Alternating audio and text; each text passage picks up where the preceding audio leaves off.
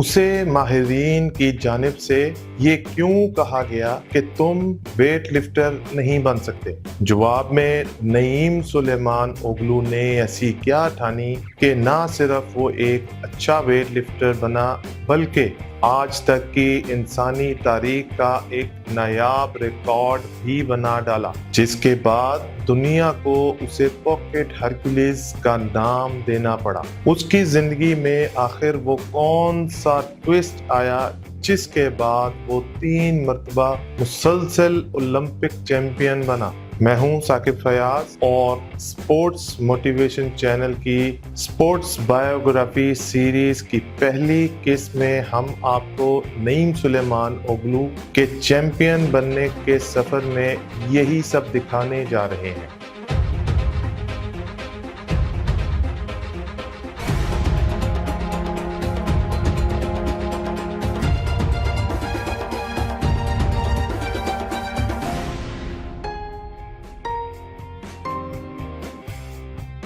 Bulgaria کے شہر پیٹیچر میں 23 جنوری 1967 کو پیدا ہونے والا عالمی شہرت یافتہ ویٹ لفٹنگ چیمپئن جس کا نام نعیم سلیمان اوغلو تھا، بلغاریہ میں ایک ترکی خاندان میں پیدا ہوا جو کہ عالمی جنگ اول میں سلطنت عثمانیہ کے معاہدہ لوزان کے بعد بلغاریہ میں رہ گئے تھے اور وہاں اقلیتی زندگی گزار رہے تھے۔ اس وقت ان اقلیتی افراد کی تعداد بلغاریہ میں تقریباً 9 لاکھ کے قریب تھی۔ نعیم سلیمان اوغلو کے والد کا قد 5 فٹ تھا جبکہ اس کی والدہ 4 فٹ 7 انچ کی تھیں۔ نعیم کا اپنا قد 4 فٹ 10 انچ رہا۔ نعیم کے 2 بھائی اور بھی تھے۔ نعیم کے والد پہاڑی کانوں میں مزدوری کیا کرتے تھے۔ کچھ جگہ پہ ان کا پیشہ بس اور سٹی ٹرین سروس کا ڈرائیور بھی بتایا گیا ہے۔ نعیم بچپن سے ہی سخت جان تھا اور جھاڑیاں، درخت کی کٹی ہوئی بھاری لکڑیاں اور وزنی پتھر اٹھا کر معاوضہ لیا کرتا تھا۔ اس کے دوست اس کی یہ صلاحیت دیکھ کر نعیم کو 10 سال کی عمر میں جب براہ راست ویٹ لفٹنگ کھیل کے ماہرین کے پاس لے گئے تو اس کا اقلیتی کیمپ میں ہونے کی وجہ سے اسے یہ کہہ کر ریجیکٹ کر دیا گیا کہ یہ ویٹ لفٹر نہیں بن سکتا کیونکہ اس کا قد بہت چھوٹا ہے۔ بس ان کا یہ کہنا تھا کہ نعیم نے ٹھانی کہ وہ دنیا کو اچھا ویٹ لفٹر بن کے دکھائے گا۔ اس کے کچھ ہمدرد اور عزیز دوست اسے ویٹ لفٹنگ ٹریننگ کرواتے رہے اور قدرت کی کرنی دیکھیں کہ نعیم صرف 14 سال کی عمر میں انڈر 19 کا بلغارین چیمپئن بھی بنا اور انڈر 19 ایئرز کے تمام پرانے ریکارڈز بھی توڑ ڈالے۔ اس سپورٹس اچیومنٹ کے بعد بلغاریہ کے شہرت یافتہ ویٹ لفٹنگ کوچ اباجیو نے براہ راست نعیم کی ٹریننگ کی۔ 1980 میں بلغارین گورنمنٹ نے ان ترک اقلیتی خاندانوں پہ ایک پروگرام مسلط کیا اور اس کو ریوائول پروسیس کا نام دیا گیا۔ اس پروگرام کے تحت تمام ترک خاندان جو اقلیتی حیثیت سے بلغاریہ میں قیام پذیر تھے انہیں اپنے نام تبدیل کر کے سیلوک یا بلغارین نام رکھنا تھے اور اپنی زبان کی بجائے بلغارین لینگویج اڈاپٹ کرنا تھی۔ 1985 میں نعیم سلیمان اوغلو کو بھی اپنا نام تبدیل کرنا پڑا اور اس نے اپنا نیا نام نعیم سلیمانو رکھا۔ 1984 میں نعیم لاس اینجلس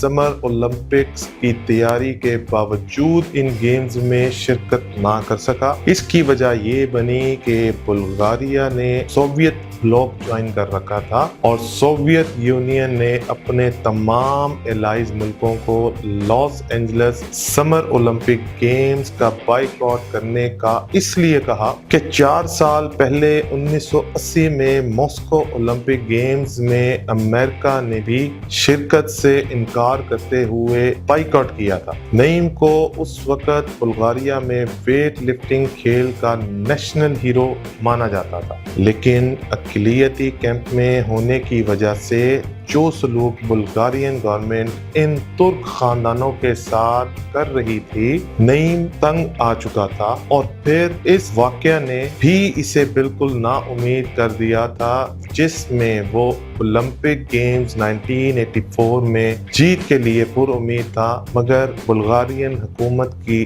اپنی ڈپلومیسی کے نتیجے میں نعیم کو ان گیمز میں شرکت سے محروم کر دیا گیا۔ ناظرین، یہاں نعیم کی حقیقی زندگی میں ایک فلمی ٹوسٹ آنے والا تھا، اور وہ یہ تھا کہ نعیم سلیمان اوغلو جب بھی کوئی انٹرنیشنل مقابلے پہ جاتا تو اس کے ساتھ بلغاریہ کے 2 جاسوس باڈی گارڈز موجود رہتے۔ یہاں یہ بتاتے چلیں کہ یہ باڈی گارڈ اس کی حفاظت کے لیے نہیں بلکہ نعیم پہ نظر رکھنے کے لیے اس کے ساتھ رہتے تھے۔ کیمپ میں نعیم فون پہ کس سے بات کرتا ہے اور کیا بات کرتا ہے، سب کی خبر رکھتے۔ یہاں حیران کن بات یہ تھی کہ اسی دوران ترکی انٹیلیجنس MIT کے ارکان بھی نعیم سے رابطے میں تھے۔ 1986 میں بلغارین گورنمنٹ نے نعیم کو آسٹریلیا کے شہر میلبرن میں ورلڈ ویٹ لفٹنگ چیمپئن شپ کھیلنے بھیجا۔ نعیم نے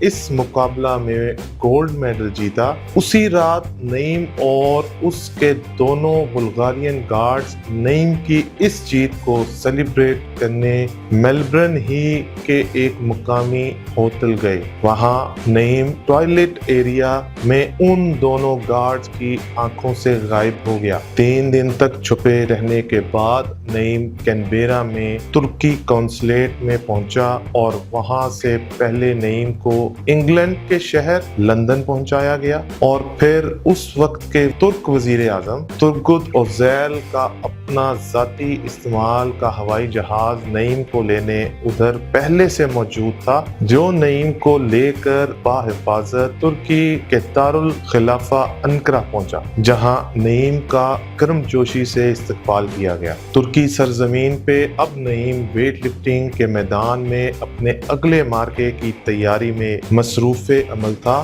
مگر اس بار وہ اپنے نئے ملک ترکی کی نمائندگی کرنے جا رہا تھا۔ 1988 سیول اولمپکس ساؤتھ کوریا میں نعیم کی ترکی کی جانب سے شرکت کرنے کے لیے ترکی نے بلغارین گورنمنٹ کو $1 ملین اس لیے ادا کیے کہ بلغاریہ نعیم کی سٹیزن شپ اولمپک گیمز میں پروٹیسٹ نہیں کرے گا۔ ترکی اور بلغاریہ کے مابین تمام تر معاملات طے پا جانے کے بعد 1988 میں جنوبی کوریا سیول اولمپکس میں نعیم نے اپنے نئے ملک کے مداحوں کو مایوس نہیں کیا اور ایک ایسا ریکارڈ قائم کر ڈالا جو آج تک کی ویٹ لفٹنگ اور انسانی تاریخ میں قائم ہے۔ وہ ایسا کیا ریکارڈ تھا جس کے بعد نعیم سلیمان اوغلو کو پاکٹ ہرکیولیز کا لقب دیا گیا؟ یہ سب اور اس کی اولمپکس پرفارمنس کیسی رہی،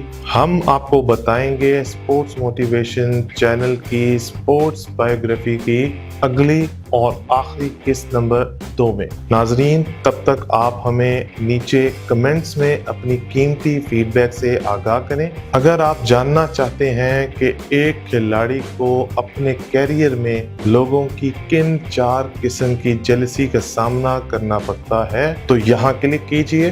یہاں دیکھیں کرونا وائرس سے متعلق ابتدائی معلومات، اور یہاں دیکھیں بغیر ایکوپمنٹ کے گھر میں کرنے والی ایکسرسائزز اور ان میں استعمال ہونے والے مسلز کی تفصیل اور فوائد۔